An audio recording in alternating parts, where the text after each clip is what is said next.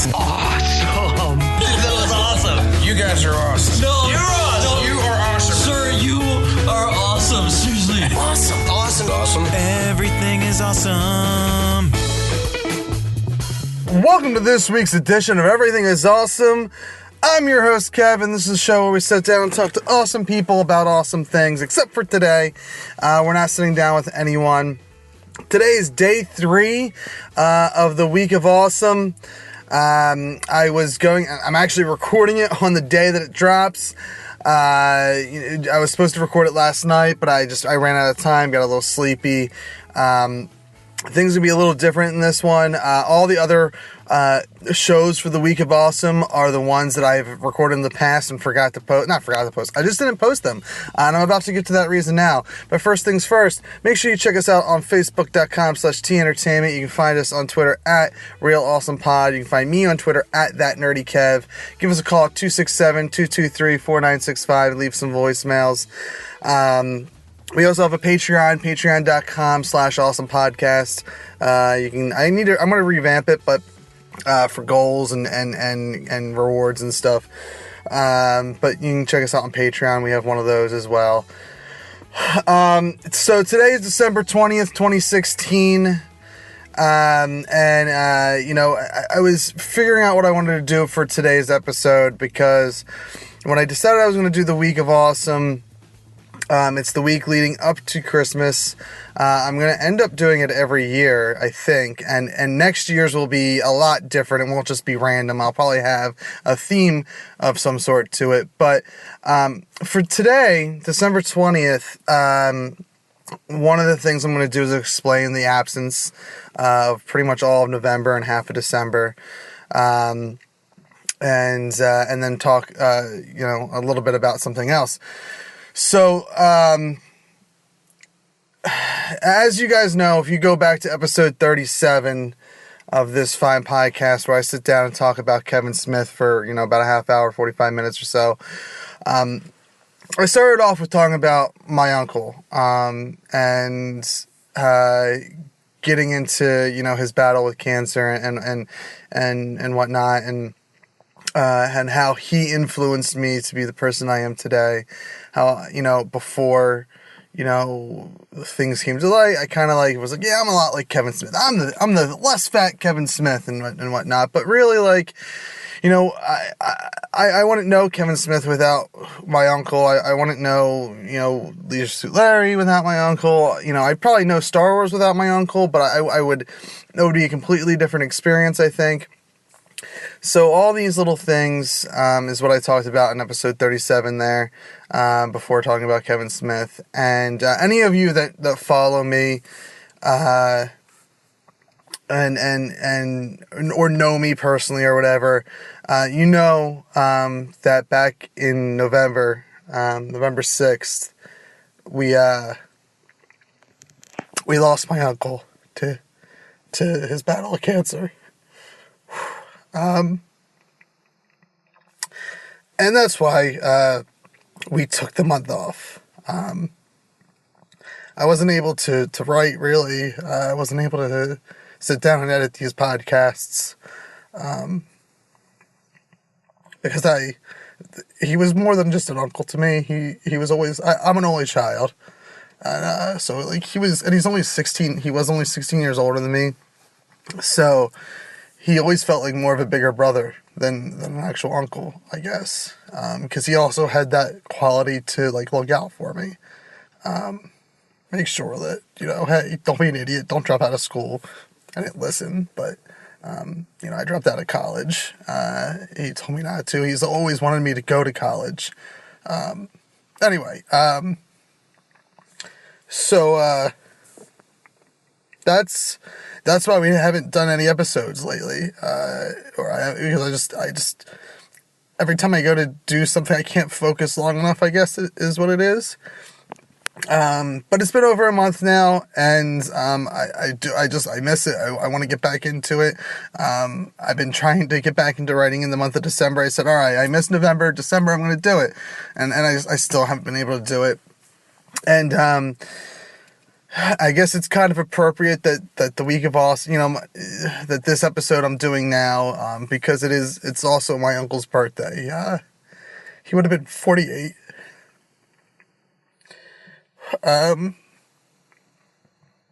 He would have been 48 years old today. And it's also appropriate, I guess, because I'm going to end up talking about Star Wars Rogue One. I've told the story 1,000 times, a million times probably, but my first experience with Star Wars was with him. And so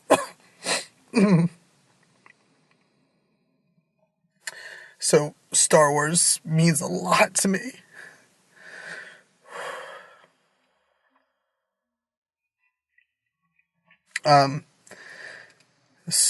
Before I get to that, I just want to dedicate this episode to him, to my uncle, to Alvin. And I think the greatest thing, and I know it's, we're literally a couple days away from Christmas, so I'm not expecting you to do it now, but when you do have the spare coin, what you could do for me, what you could do for Everything Is Awesome, what you could do for my uncle is, donate to cancer research. There's a ton of them out there. The one that I gravitate to is just because it reminds me of my uncle, and it's fuck cancer. We're actually an ambassador to them. You can go to fcancer.awesomepodcast.com. And that will take you to our Fuck Cancer brand ambassador page, and you can donate that way. I don't even see the money; it goes directly to the nonprofit. And it was when I found out my uncle had cancer. I had known about the Fuck Cancer people because Stephen Amell from Arrow was talking about it and promoting it, and so that's the first thing that came to my mind. If for some reason that's not something you want to donate to for whatever reason, Headstrong is kind of a local one in the Philly area. They work a lot with the University of Pennsylvania, where my uncle was, and I'm going to be looking into trying to do more with them as well. But, so I don't have anything official with them, but if you just go to Headstrong, just Google it. I think it's headstrong.org, but if you go there, you can donate to them as well. After the holidays, take care of your own first, take care of your family and Christmas and whatnot. But once you have some spare cash, if you can spend, donate a few bucks to either of those charities, that would be wonderful. It would mean a lot to me, my family. I know it would mean a lot to my uncle. I thank you, I guess, for realizing, those of you, because I've tweeted about it, of course, so most of you probably already know, but thanks for those that don't follow me on Twitter or follow the show on Twitter. Thanks for coming back to the shows as I've been posting them. We're going to be back to our normal schedule next week after the week of awesome here, back to a weekly show. And like I said, this one's for you, Uncle Alvin. Love you. I miss you. Happy birthday. So I do want to talk about Star Wars. I think it's an appropriate thing to talk about. Rogue One just came out. And like I said, the world of Star Wars, the world of Star Wars actually means a lot to me. Something I realized a lot this year is how much that franchise and that world means to me, that galaxy, if you will. And so I got to see Rogue One the other day, and it's, right from the get-go, I thought about my uncle, because I remember sitting down and watching that movie and hearing the music kick on and that opening crawl, and that's what this episode, this is what this movie is. It's that opening crawl. If you really just kind of sit back and look at it, that opening crawl they made into a 2 hour and 14 minute movie, I believe. And I mean, I don't think there were many expectations for this movie, except to be better than the prequels. At least they were my expectations for Rogue One. It's not an episodic movie. It's not part of the saga films as they're calling it. It's a Star Wars story. It's its own self-contained story. The saga films tend to be about the Skywalkers for the most part, whereas Rogue One doesn't focus on them at all. The Skywalker family plays a very, very, very small role in Rogue One. And by the way, spoilers. Thank you for listening as long as you have, and for the last 10 minutes just so. And I implore you to if you have not seen Rogue One yet, to pause, go watch that movie. Try to take a day off, take a sick day or something, go watch it for $10, for $8, whatever the matinee price is, and then come back and listen to the rest of this, because I'm going to spoil the fuck out of this movie. Anyway, so that was your warning. We knew what was going to happen in Rogue One. Like, Rogue One tells the story of the Rebel Alliance stealing the plans of the Death Star and getting them to Princess Leia. And it's not buried. That lead's not buried at all. I mean, that's what the movie is. But they do such... Hey, I loved this movie. I thought it was great. I thought it was it proves that you can tell a Star Wars movie, a movie in that universe, that does not involve Luke or Leia or Anakin or any one of those Skywalker kids or Han Solo or Chewbacca. You can tell a story with brand new characters that you care about. Maybe you don't care about them as much as you care about Luke and Leia, but maybe... my kids, maybe they will in 20 to 30 years. They may care about those characters as much as I care about Chewie, as much as I care about Han Solo and Luke and Leia and whatnot. But you do really, you just fall in love with these characters. And I'll tell you right now, K2SO, that droid... He's hands down my favorite droid of all time. He's probably one of my favorite Star Wars characters of all time. He was just the droid was just such a fun addition to this universe. And it wasn't just because he was funny. He was just a great droid. And no, more than that, a great character. Like, just seeing him be more... It's probably the most human droid I think I've seen in Star Wars, and maybe I'm blind. I have the blinders on to everything else, but let's take the popular droids out there. Hands down, the two most popular droids before K2 was C-3PO and R2-D2. You got BB-8 as well, but again, not him and R2 aren't very human. C-3PO was the most human out of those three, but even him, he's very scientific, very on the line, very on the nose. K2 almost felt like he had emotions and stuff. He felt human. That's all I could say. And hands down, probably my favorite character from this movie. And definitely my favorite droid, I think, out of everything. And I've only seen all the movies. I've seen all the movies. I haven't seen the cartoons, really. And I haven't read any of the in-canon books yet. But so based off that, K2 is my favorite droid. I love him. Rogue One kicks off. Not like every other Star Wars movie, because there is no crawl, and I'm okay with that. It doesn't take place with those Skywalker kids, It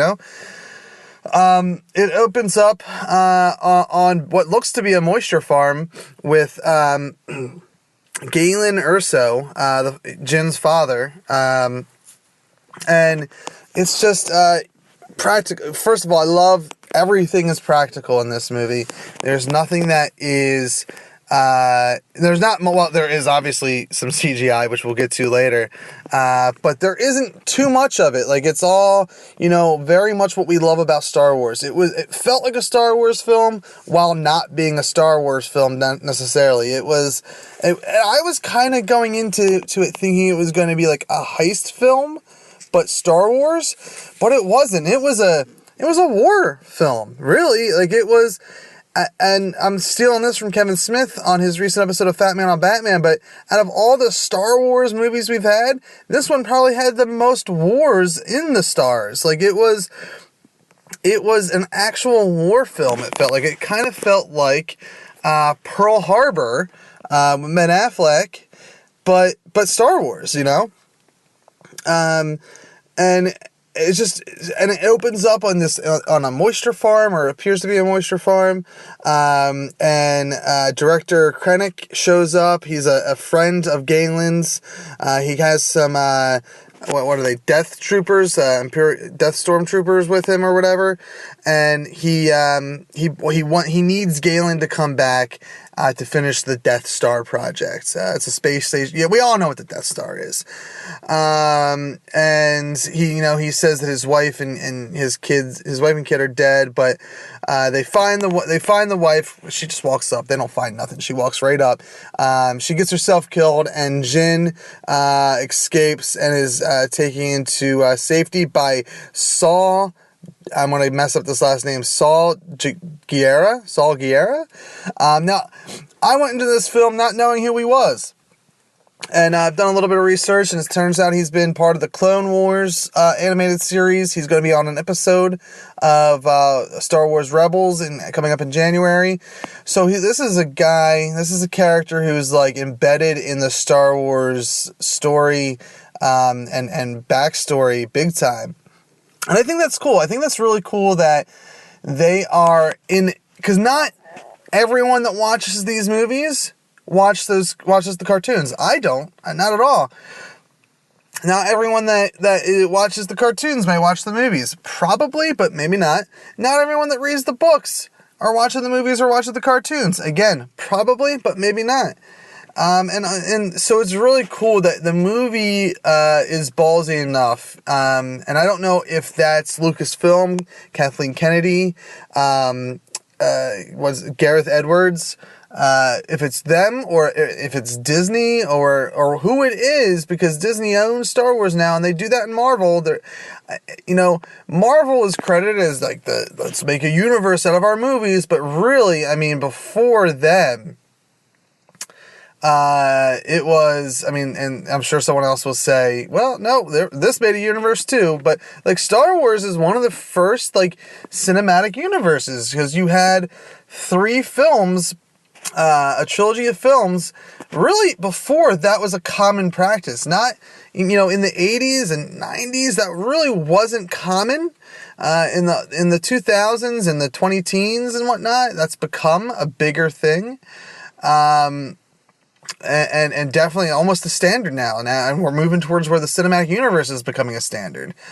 But Star Wars kind of did it first almost, and so it's cool that they are like, you're bringing in characters. There was a lot of cool shout outs to Star Wars Rebels from what I read, and I think if you're a Rebels fan, I think that's really cool if you could spot the Ghost or a Chopper or things like that.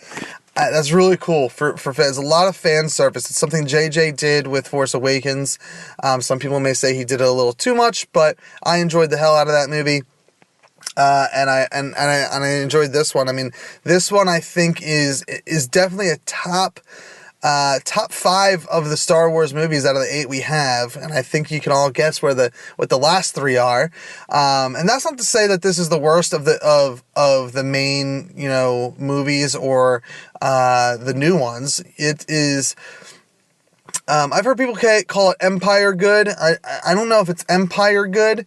But it is up there. I mean, it's probably better than Jedi. I would probably put it in the top 4, to be honest.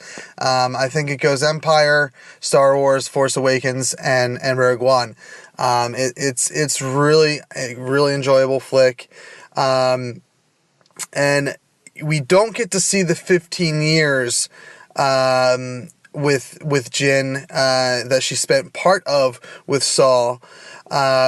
Basically, once we see Saul who is a rebel extremist. I think at this point he is working with the Rebel Alliance.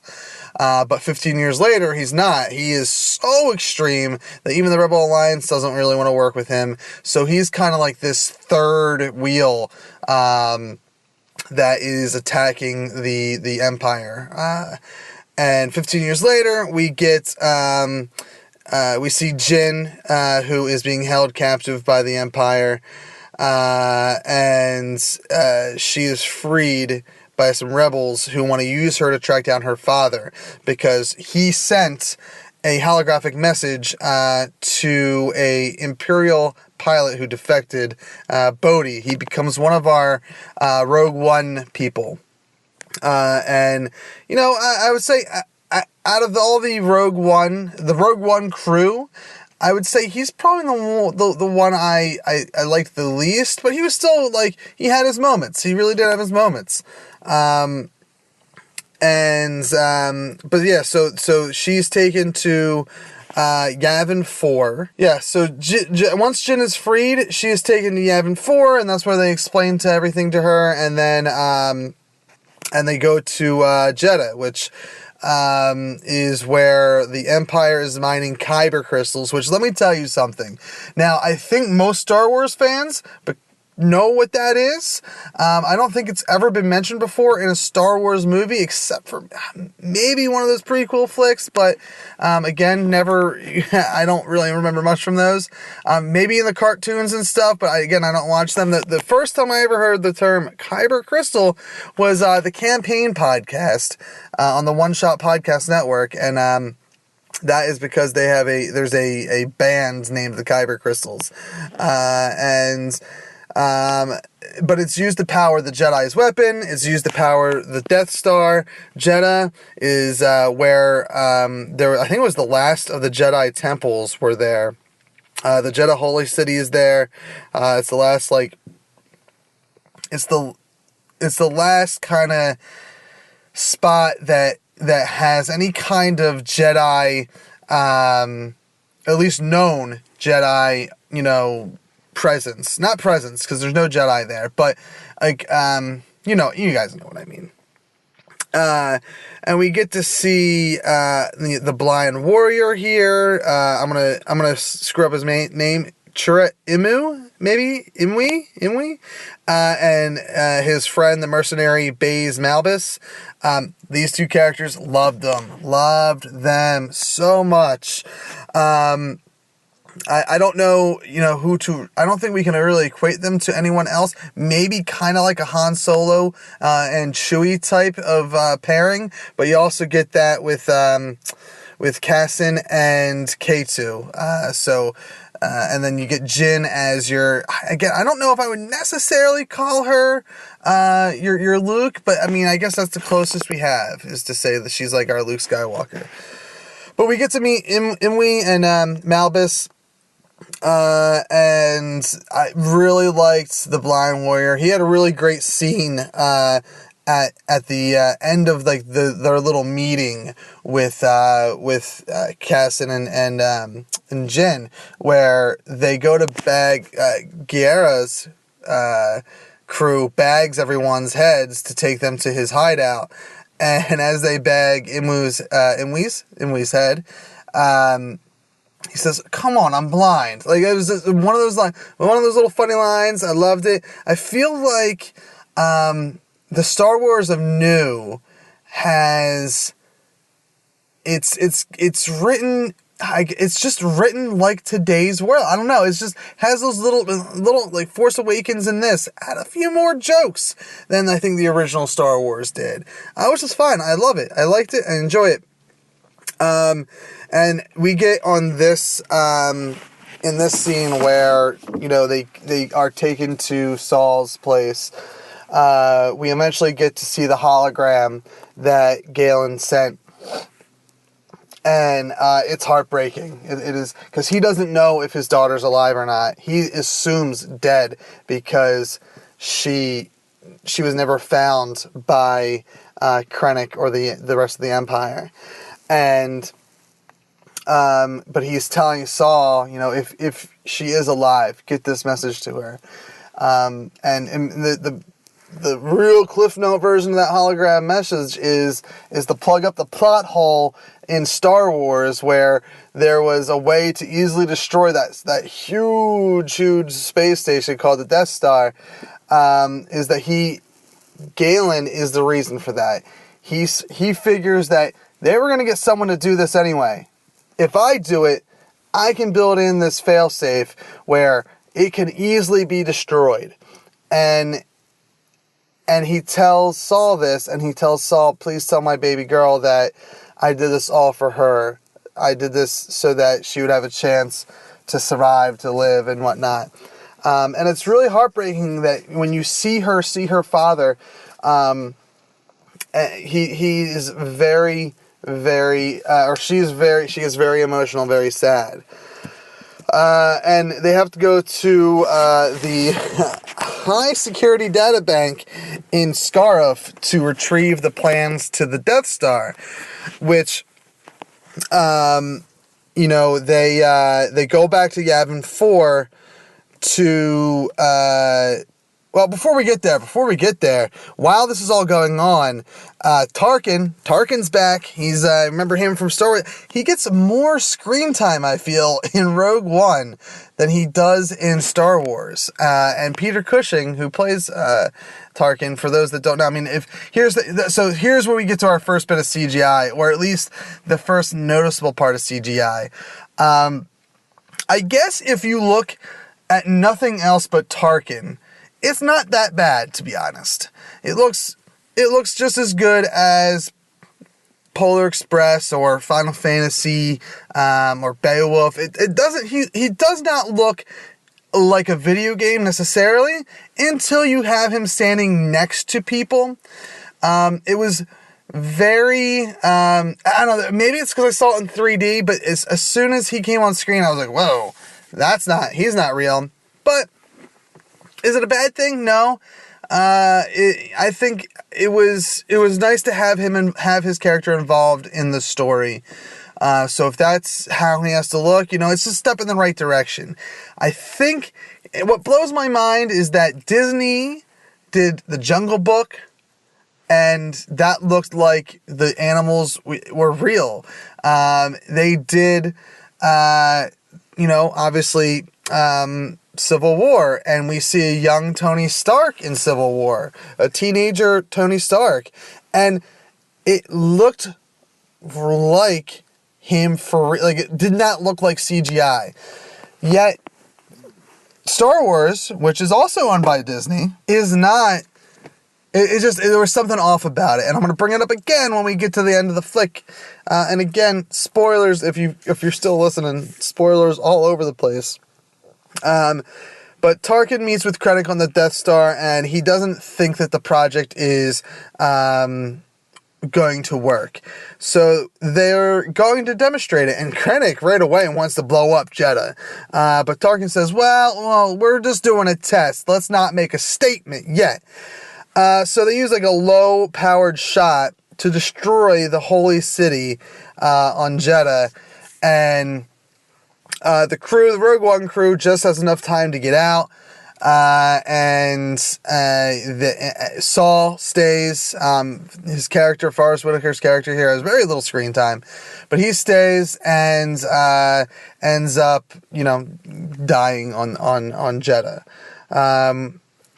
And that's when they go back to Yavin 4, and they talk about having to go to Scarif, but no one's sure if they believe Jin and whatnot, and there's talk about surrendering, because they're not sure if they can fight the Empire when they have this weapon that can destroy planets. It destroyed a city. What is to say that it can't actually destroy a planet? And I mean, we as the viewer know that it can. Spoilers from Star Wars: Alderaan dies, but they just assume that, well, if it can destroy a city, it can destroy that. So they end up tracking Galen to a research facility, and Cassin this whole time has been charged with executing Galen, and he doesn't go through with it. But the rebels end up bombing the research facility. Galen dies in Jin's arms. It's heartbreaking, and it's just they go on to the next plan of stealing the plans.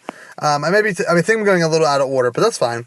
And during this time, at some point, we get to see Darth Vader again. The first time we see him, he's in a Bacta tank, and then we get to see him in his full garb because he's there to meet with Krennic, and he does the Force choke into Krennic. It's on the lava planet from Revenge of the Sith where he gets basically cut up and whatnot and fully becomes Darth Vader from Anakin Skywalker. And he tells Krennic basically, like, don't choke on your aspirations. He's basically actually kind of saying something that a good guy would say, like, don't think about yourself, think about the cause, and then we get eventually we get to the point where, the Rebel Alliance is talking about surrendering, and Jin wants to fight, and Cassian shows up with a bunch of people, we'll say 20 to 30 rebels who, and this is like another great like gut punch of emotion where Cassian says, like, everything I've done since I was 6 years old has been, for this cause. If we give up, then what have I become? Why have I done all this? Like, I'm gonna die fighting. And he believes Jin. He believes that she saw the hologram. So Cassian, K2, Jin, 20 or so of these rebels, Imwe and Malbus, all and Bodhi, our friend Buddy, they are on they steal the Imperial shuttle to go raid the databank. They get into the planet of Scarif, and I believe actually when here's where Rogue One comes into it. I love this too. When they're pulling away from Yavin 4, like, they're asked for some clearance codes, and he says Rogue One instead of, like, Red 5, Red Leader, whatever. It's Rogue One, and there's no Rogue One. And just a cool little thing to how they got their name. They go off, they get to Scarif, they're able to get in because they're in an Imperial shuttle. They were able to talk their way in, basically. And then we get Jin and Cassian and K2 to go undercover. K2, as you remember, is an Imperial soldier, or Imperial droid, so he's just reprogrammed to be Rebel. And they get in. This is where, like, it kind of gets sad. Like, they find out where they have to go to get the plans. K2 finally gets his blaster from Jin. There's like this moment of, like, respect between the two of them. And suddenly the power gets cut. They can't use the claw to pull the data out. So Jin and Cassian hop in to go climb up. Eventually, K2 gets overrun with stormtroopers, but he does say to Cassian and Jin how they need to transmit. They need to get the signal out over the shields. And then K2, poor K2, he locks his friends up so that they can't get attacked right away. He buys them some time, and he gets destroyed. And it's heartbreaking. It really is. Like, it is really, I felt like I was sad to see K2 die, because, like, I don't know, there was just something about, I don't know what it was. Was it Alan Tudyk? No, Tudyk. Was it Alan Tudyk, or was it K2? Was it the character, the performer? Combination of all those things. I fell in love with that character more than anyone else in this flick. And I was very disappointed to see him go. And I did not but it makes sense in hindsight, especially with how everything else falls into place. It all makes sense in hindsight, but I'm very shocked that that's the way they went, because that's not a typical Hollywood move.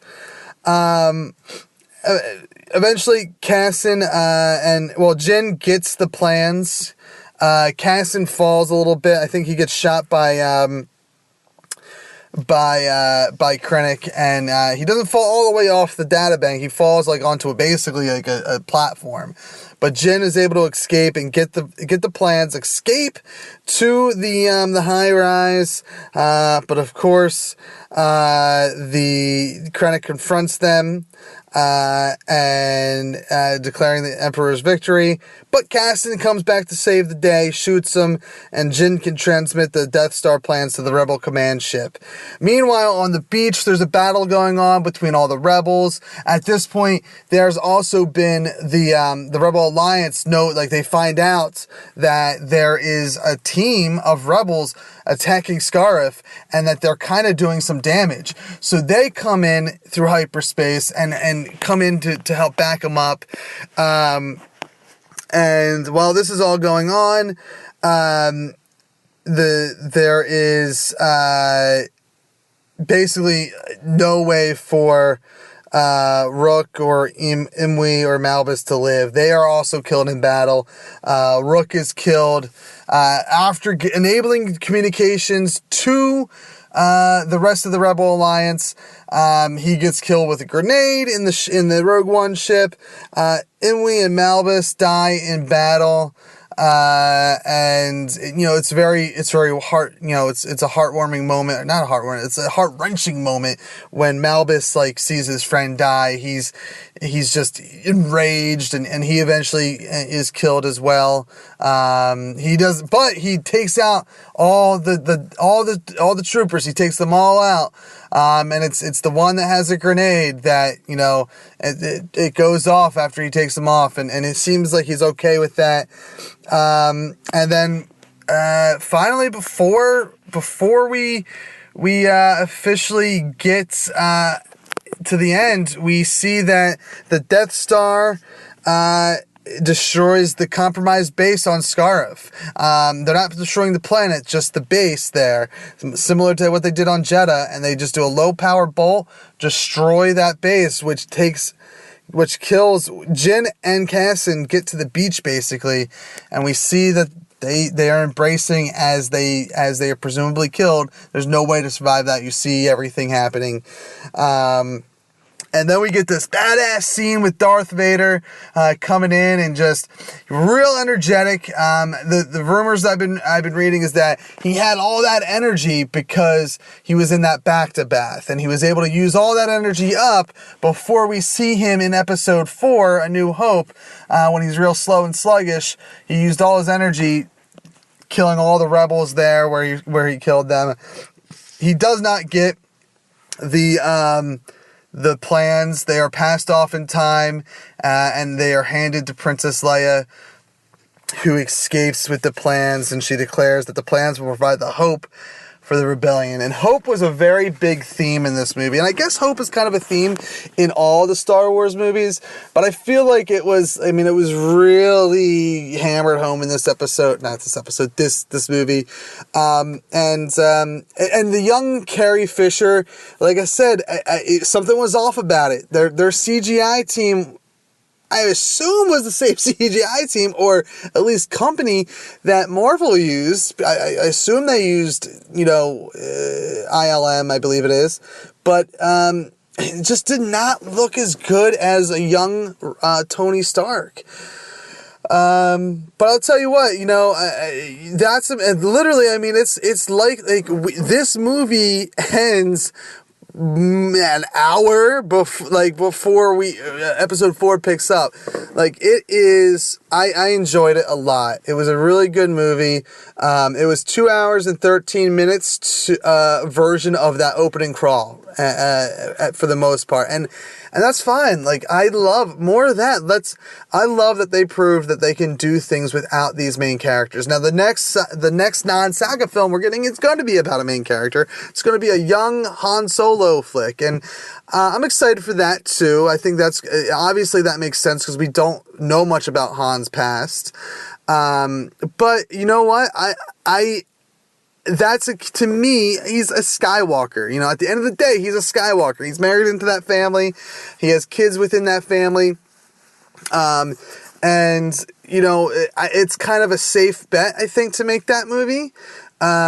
Whereas Rogue One was a real kind of toss-up, and I think they succeeded. Like I said, it's not the greatest movie, the greatest Star Wars movie, but it's a really nice... Mike, the co-founder of That's Entertainment and Crude Humor Studios, he said it best. It's a nice slice of life. It's a nice slice of this Star Wars world that we had. It was a fun watch. It was good. It was a fine story. I agree that it's probably definitely a top 5 movie. I agree that it's probably even better than Jedi. It's not as good as Empire or Star Wars, and I don't even think it's good as Force Awakens, but it ranks up there. I really enjoyed it, and I think the saddest thing is that we're not going to see the Rogue One crew ever again, because you're not you could go backwards in time and tell a story about them, but they're not going to be together. So you can only really do a Jin movie, or you know, I would like to see something where, and this would be phenomenal, do a Netflix miniseries on the fall of Jeddah. I'm thinking Mark Bedard said this on Fat Man on Batman. Do a 10-episode miniseries on the fall of Jeddah. And you know what? I feel like you could probably incorporate Imwe and Malbus in that, because they're there on Jeddah. So you might be able to incorporate them on that. I think I would love to see them incorporate these characters in other parts of their universe, because they have Star Wars Rebels that take place, you know, I think they're about 3 years behind Rogue One now, and they are. We're going to see Saul in Rebels. So I'd like to see how they do it, how they incorporate these other characters into the mythos. And maybe they won't. Maybe we'll never see these characters again. And if not, that's a shame, but it makes sense. I know we are never going to see them in a future movie, and you know, because they are dead. They are all dead. Bleak movie. It is Empire style bleak, you know. That's how I compare it to Empire, is that it's very similar in tone, but so good. I would love to see Star Wars do more like genre films in that universe. Like, let's do a buddy cop film. Maybe that's not one that they would do, but you know, like we did the war movie. Let's do a heist film. Let's do a horror film. You know, I'd love to see it all. Let's just see it all. You know, one Star Wars a year is great. I think that's something they should do. Don't up it like Marvel does. Marvel does 3, I think, movies a year now, which is great. I love it. Makes sense because there's a whole lot of different characters to play with. Star Wars has a similar, you know, setup where they have multiple characters to play with, but I don't want them to get to more than one a year. I think one Star Wars a year is enough to be in that universe, to play in that universe. We get a saga film, we get a non-saga film. Who knows what's going to happen after episode 9? We've got a couple years to figure that out. All right, thanks to everyone who's been sitting here listening to me babble on about Star Wars for the last, you know, half hour or so. Let me know if you enjoyed the movie. Hit me up on Twitter at ThatNerdyKev, and I'll talk Star Wars with you all day. Again, thank you to everyone who's stuck by and been waiting for the new episodes and whatnot. As much as it's awesome to be doing a week of awesome and this the third day of awesome, today's a really, really rough day for me. You know, if somehow you missed the beginning of the episode, it's my uncle's birthday. He passed in November. It's gonna be a rough week. It's you know, we had our first Thanksgiving without him. It's his first birthday without him, and we're about to hit Christmas and be the first Christmas without him. So like I said, if you have the means, and you know, I'm sure you don't now because it's Christmas, and that's fine. You know, wait till after the holidays. And if you know, fcancer.awesomepodcast.com, or you know, headstrong.org probably, but just Google Headstrong. There are a couple places that I want to get more involved with that do, you know, research for cancer and whatnot. They raise money for cancer to help families cope and whatnot. And just that's all I really can ask you to do when it comes to my uncle's memory, I guess. So thank you for listening. Thank you for dealing with crying Kev in the beginning of the episode. It's the first time I cried today about my uncle, so I kind of needed to do it and whatnot. So thank you. Make sure you check out Everything is Awesome on iTunes. Leave a 5-star text review. You don't know how much that helps. Leaving 5-star reviews are great, but if you add some text to that and you make it a review and a rating, a 5-star rating with the text review, iTunes math helps us climb the charts, and that just helps us get in front of more people. And the more people listening, the more cool things we can do. We're trying to set up an awesome live show for our podiversary in our February 1st is our 1-year birthday, our podiversary. So we're trying to set up a live show at the end of January, and we can only do those cool things with your help, and that involves rating and reviewing on iTunes or your platform of choice. Even if you don't use iTunes, it'd be great if you just left one there. Make sure you subscribe. Make sure you, if you have, I'm going back to the whole money thing, do the cancer research first. But if you have, again, even more, if you're just swimming in money, if you have more money than you know what to do with, if you could go to patreon.com/awesomepodcast. Basically, if you could help us cover our bills, we can use the money that I currently use to cover our bills to do more things. Offer prizes, maybe get better equipment, maybe get better guests. Some guests, it turns out if you have some scratch, you can get them on your show and whatnot. But things like that. I just want to be able to do more things, and Patreon helps with that. And the free for nothing, just your time of leaving a 5-star rating and text review helps a lot. Tell a friend, that helps. All these things, there's a lot of free things you can do. You don't have to give me money, but if you can give me money, give me money. $1 a month is $12 of your dollars a year. I get like 9 of that. So if you just did $1 a month, if you skipped the dollar menu one day, if you skipped out on a coffee one day, you're paying for almost I guarantee if you drink coffee, you're getting at least 2 coffees a week. You skip 1 week of coffee, you've paid for 6 months of Patreon by doing $1 a month.